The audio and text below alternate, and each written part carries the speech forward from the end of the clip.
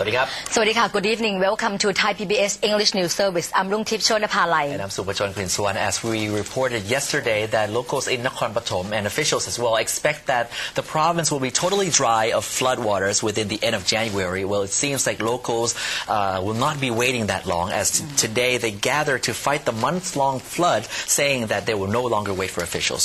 However, now moving on to the cold situation, 215 districts, Dr. Untip, in 20 provinces across the nation have been declared cold spell disaster zones at the moment. Well, some highlands like Doi Inthon saw temperatures fall as low as -2 degrees overnight, while some of the provinces such as Ubon Ratchathani in the northeastern saw all 25 districts declare disaster zones. Locals around the Thung Phaya Banlu and Thung Prapimon districts in Nakhon Pathom use their tractors to help drain out flood water. The tractors' motors are mechanically attached to pumps. These areas has been underwater for 2 months. Locals say the irrigation department has no way to keep their promise of drying up the area before the end of January. If locals do not lend a helping hand, locals and officials are now planning and taking action together. February is the time when farming in this area starts. Bang Rakam will likely become the first of the few flooded areas to dry up soon. Once dried, farmers will hit the paddy fields right away. Officials and locals claim they can now drain out 19,800 cubic meters per day using all pumping capacity at their disposal. However, the locals are appealing for donations of gasoline to keep the private pumps running. As for the latest cold spell, 215 districts in 20 provinces across Thailand have now been declared disaster zones. 9 in the north include Chiang Mai, Chiang Rai, Mae Hong Son, Phrae, Uttaradit, Nan, Tak, Phayao and Lampang, while 9 in the northeast include Sakon Nakhon, Loi, Nong Khai, Nakhon Phanom, Ubon Ratchathani, Mahasarakham, Mukdahan, Kalasin and Buriram. 2 central provinces include Suphanburi and Ratchaburi. The Disaster Prevention Department is warning Thais to be aware of possible flash fires as the weather is dry and many people are burning logs to keep themselves warm. The department estimates at least 300,000 people are severely affected by the cold weather and have insufficient winter wear to keep warm. The cold weather prevention hotline is working around the clock at 1784. As tropical storm Washi leaves 650 people dead, the United Nations is calling for $28.6 million to help people of the Philippines respond to the serious humanitarian needs caused by the devastating storm that recently struck the country. The aftermath of the storm has been described as if the cities had been hit by the inland tsunami, as the horror and devastation of the flash floods unleashed by tropical storm Washi struck the southern ports of Iligan and Cagayan de Oro. Entire areas were completely flattened. Only a few sturdy buildings remain standing, and even these sustained a lot of damage. As with the recent floodings in Thailand, clearing debris was a priority to reduce health risks to about 471,000 of the worst affected people. Sources on the ground claim that the disaster has left 1,060 people dead or missing and damaged or destroyed more than 28,000 homes just days before the biggest celebration in the Christian calendar, Christmas. The Philippines is predominantly Christian. The United Nations is calling for an immediate injection of $28.6 million to provide the much-needed aid to the stricken regions. A scientist with expertise in natural disasters says Thailand should turn the flood crisis into an opportunity and use this chance to build a super express floodway and also employ a holistic approach to planning how to deal with future natural disasters. Professor Thanawat Jarupongsagun from Chulalongkorn University's Faculty of Science suggested 11 measures to help Thailand prevail over future disasters. One of the most interesting projects is what the professor refers to as a super express floodway. The idea is to revamp all highways and major sewer routes to connect with rivers and canals in order to allow easy flow of water away from vital areas. Professor Thanawat claims that since ancient times, countless waterways have developed in communities, cities and highways, adding it might be too late to restore those channels to their original purpose.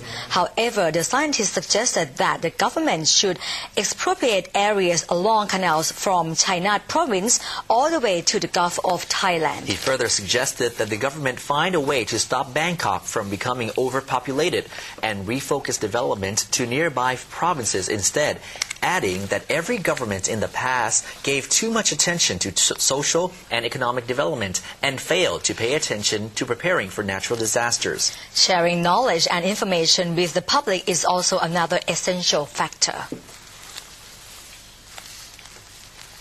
The automotive industry is one of the worst-hit industries following the months-long floods, Dr. Untip, and especially with the 7 industrial estates, most of which are Japanese car producers, having their factories in them.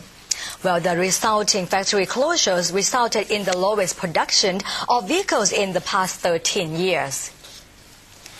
Vehicle and vehicle parts exportation has fallen to the lowest level in 13 years as production itself fell to a 12-year low.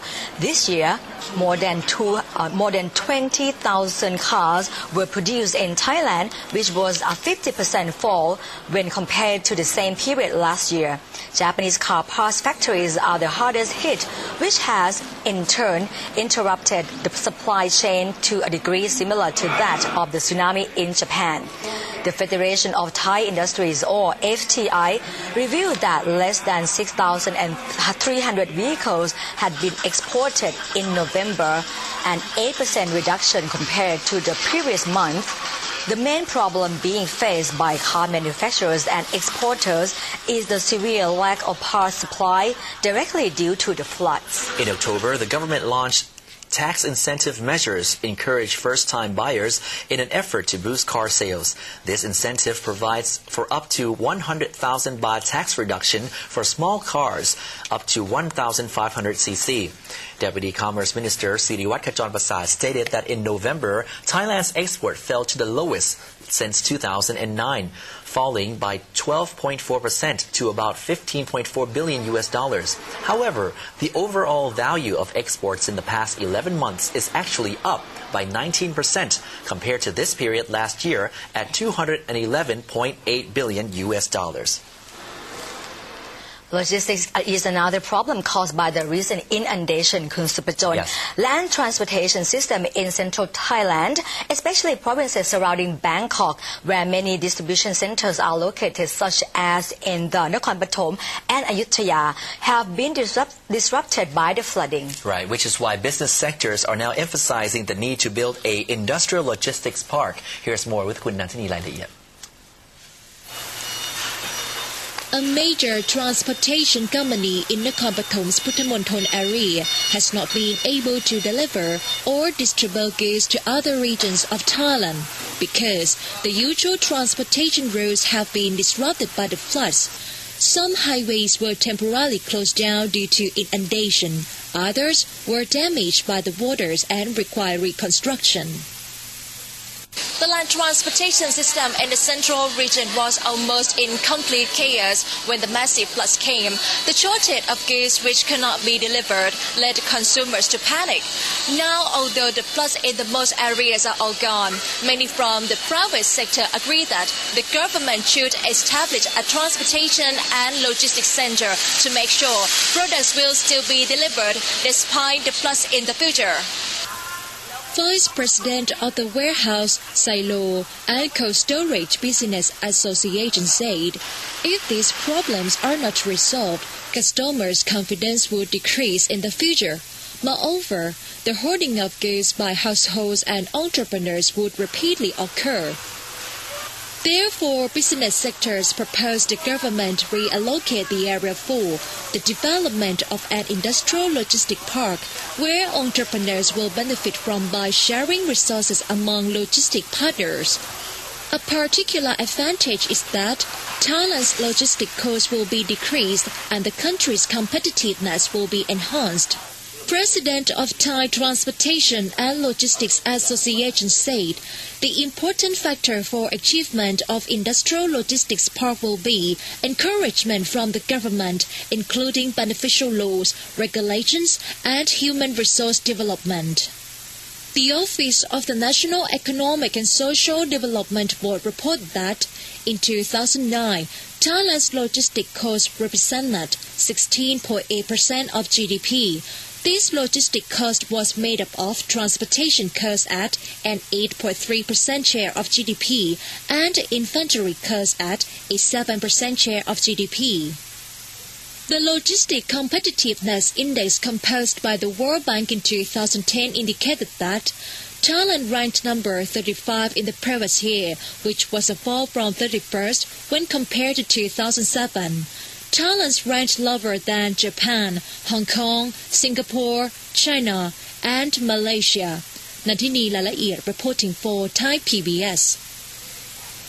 Industry officials revealed that at least 75 factories in the northern region of Thailand were adversely affected by the floods that hit the central region as raw materials could not reach their production lines. However, wages have been cut and thousands of workers laid off.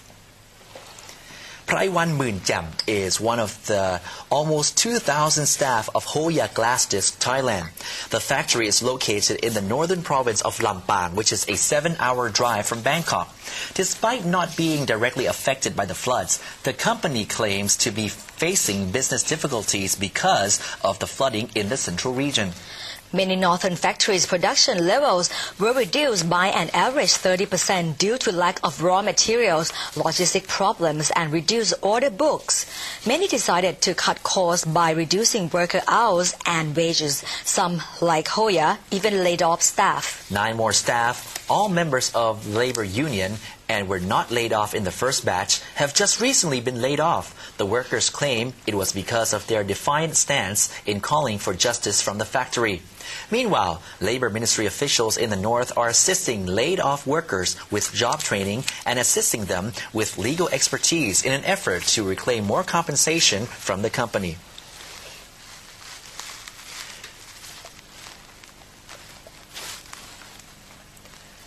Now, the latest figures came in, Dr. Runtip, that Thailand ranks only number 17 on the Ease of Doing Business Index 2011, prepared by the World Bank.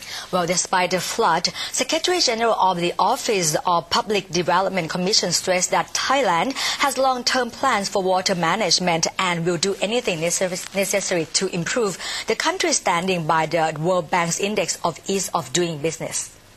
Well, I think right now the Thai government has set up a strategic committee, to deal with the building the confidence of the doing business in Thailand. I would think that in the near future there would be a package and a policy in order to build the confidence for doing business in Thailand. But according to the World Bank study concerning ease of doing business, this is one of the indicators that show that, doing business in Thailand is not so complicated. Our public sector, we already reform ourselves, to be lean and to be more efficient, and working on the electronic basis to guarantee that when you're doing business in Thailand, it's very easy, it's not so difficult. Red tape has been abolished, those sort of things. So within the top 20, I would think that this would be one of the factors that can guarantee that when you doing business in Thailand, everything will be in the right track. You don't have to, let's say, wait for government regulation and those sort of things.